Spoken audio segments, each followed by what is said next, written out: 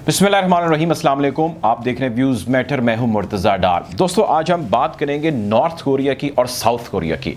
United nation general assembly का इजलास ख़त्म हो गया और इसके आखिरी रोज़ बहुत सारे ममालिक के रिप्रेजेंटेटिव ने आके इससे ख़िताब किया।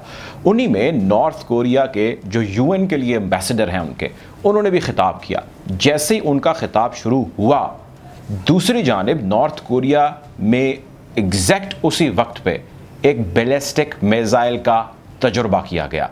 यानी खिताब शुरू होता है और बैलिस्टिक मिसाइल का तजुर्बा किया जाता है। इस सारी सिचुएशन को दुनिया भर के अखबारात ने रिपोर्ट किया। हमने भी आज ये कोशिश की कि आप तक ये मौजू लेके आएँ और आपको बताएं कि दुनिया के और बहुत सारे रीजन्स के अंदर किस किस्म की डेवलपमेंट्स हो रही हैं और उन डेवलपमेंट्स में भी अमेरिका का एक अच्छा खासा रोल है। वैसे आपको शायद लगता होगा मिडल ईस्ट, अफगानिस्तान या इन एरियाज़ के अंदर अमेरिका और उसकी प्रेजेंस मौजूद है। ऐसा नहीं है। अमेरिका की तकरीबन हर जगह पे प्रेजेंस मौजूद है, या यूँ कह लीजिए हर उस जगह पे प्रेजेंस मौजूद है जहाँ पे कोई भी और मुल्क है।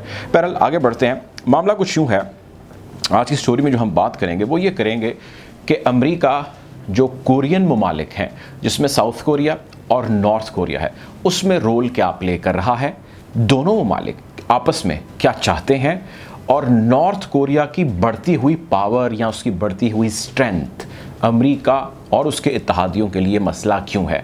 मैं इस स्टोरी को इसलिए भी कर रहा हूँ कि बहुत सारी चीज़ें हैं जो आपको मिडल ईस्ट के अंदर या अफ़गानिस्तान के अंदर सिमिलैरिटीज़ दिखेंगी, या अमेरिका का जो एक ओवरऑल प्लान या एक गैम्बिट कह लीजिए उसका डिप्लोमेटिक फ्रंट का है, वो आपको नज़र आएगा।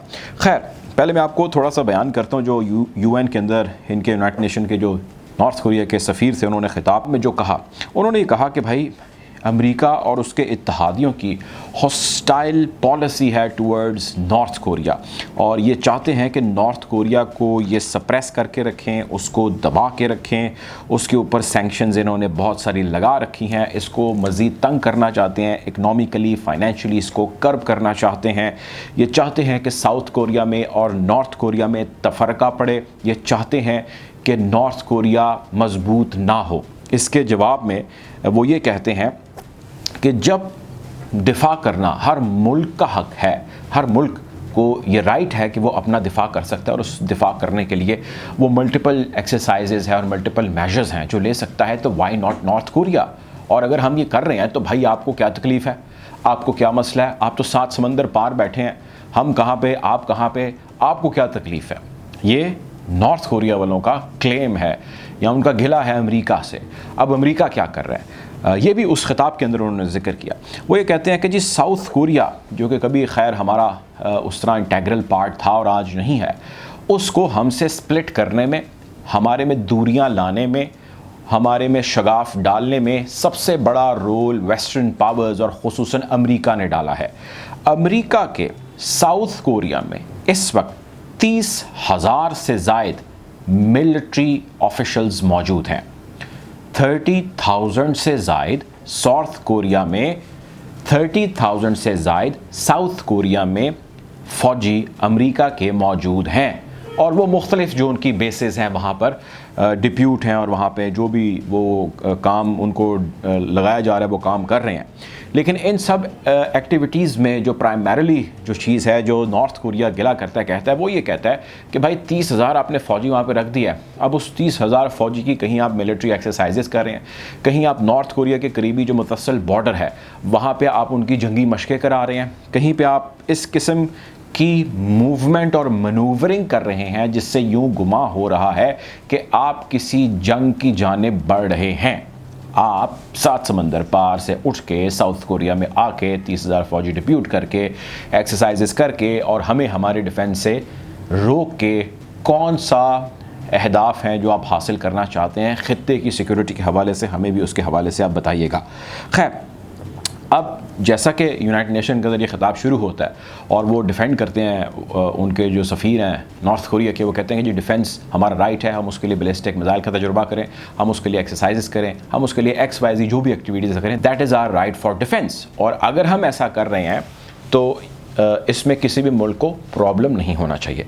दूसरी जानिब जब टेस्ट किया जाता है तो उस टेस्ट में बैलिस्टिक मिसाइल में सबसे पहले जो इस खबर को रिपोर्ट करता है वो जापान रिपोर्ट करता है, और वो कहते हैं कि जी हमारे पास ऐसी इन्फॉर्मेशन आई है कि अनआइडेंटिफाइड जो है एक मिसाइल टेस्ट किया गया है, और हमारे सोर्सेज के मुताबिक एक बैलिस्टिक मिसाइल है जिसका तजुर्बा नॉर्थ कोरिया की जानिब से किया गया है। अब जब नॉर्थ कोरिया इसका तजुर्बा करता है तो उसके थोड़ी देर बाद ही, यानी कुछ ही लम्हों के बाद या कुछ ही मिनट्स के बाद, साउथ कोरिया भी एक तजुर्बा करता है।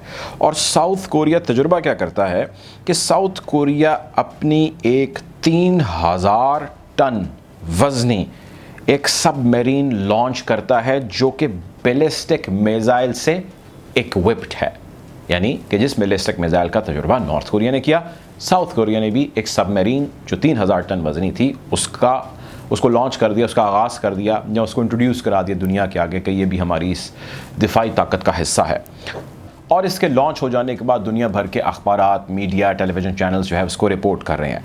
अब दुनिया भर के मीडिया चैनल्स, अखबारात इस भी चीज़ को रिपोर्ट कर रहे हैं कि कोरियन कंट्रीज़ जिसमें साउथ कोरिया और नॉर्थ कोरिया है, इसमें बढ़ती हुई टेंशन्स या इसमें बढ़ता हुआ अनरेस्ट यकीनी तौर पे है, वो हमें दिख रहा है, इससे पहले भी था। लेकिन अब जिस तरह इस सारी चीज़ को प्लान किया जा रहा है और जिस सिमत में ये सारा आगे बढ़ रहा है, इससे यूं गुमान होता है कि हदफ नॉर्थ कोरिया नहीं बल्कि चाइना है।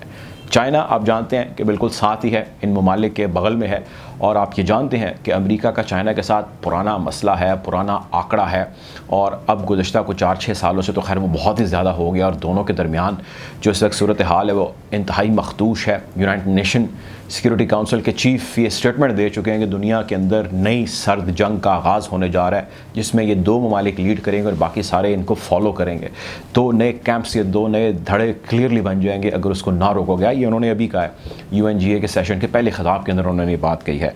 पैरल इस खित्ते के अंदर बढ़ता हुआ मिलिट्री अमेरिका की प्रेजेंस, इस खित्ते के अंदर बढ़ती हुई साउथ कोरिया की मिलिट्री प्रेजेंस एंड इनोवेशंस यकीनी तौर पे नॉर्थ कोरिया को परेशान कर रही हैं, और नॉर्थ कोरिया उसके ऊपर अपनी पॉलिसीज़, अपनी स्ट्रैटेजीज़ और अपने तजुर्बात कर रहा है। यह अलहदा बात है कि गुज़श्ता 2 हफ़्तों के दरमियान तकरीबन 3 मुख्तलिफ बैलिस्टिक मिसाइल के तजुर्बात कर चुका है नॉर्थ कोरिया। लेकिन थिंक टैंक्स का जो राइटर्स हैं, जो ऑथर्स हैं, जो इंटरनेशनल रिलेशन के एक्सपर्ट हैं, उनका कहना यह है कि this is not for north Korea. What ever is happening is based on North Korea, लेकिन the primary objective is China. So China को लेके जैसा कि आप जानते हैं एक इत्तेहाद बना यूकस AUKUS के नाम से, जिसमें अमेरिका, बरतानिया और ऑस्ट्रेलिया शामिल है, जिसमें फ्रांसीसियों को डिच कराया गया। इसका मकसद भी यही है जिसको बहुत सारे नाकदीन चाइना के ख़िलाफ़ एक इत्तेहाद के तौर पे देख रहे हैं। सो दुनिया के अंदर बहुत सारी चीज़ें ऐसी हो रही होती हैं जिसके बारे में शायद हम उस तरह नहीं जान पाते हैं, उस पर नज़र नहीं रख पाते, हमें यूँ लगता है शायद हमारे इंटरेस्ट की नहीं है।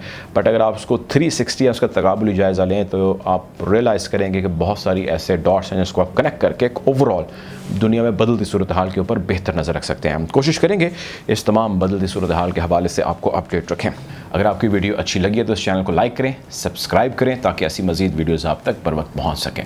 अपना ख्याल रखें, दुआ में याद रखें। अल्लाह हाफ़िज़।